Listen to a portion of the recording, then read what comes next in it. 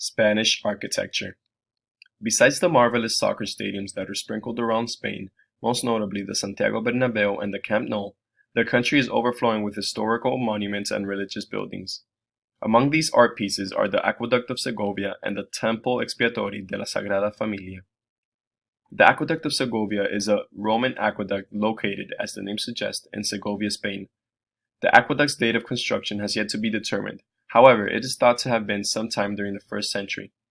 The aqueduct once transported water from the Rio Frio River, situated in the mountains 10.5 miles from the city.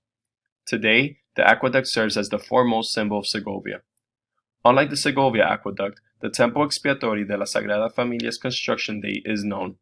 Its construction began in 1882 under architect Francisco de Paula del Villar, who was later taken over as chief architect by Antoni Gaudi.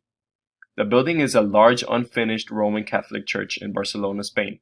Today, the church is a United Nations Educational, Scientific, and Cultural Organization World Heritage Site.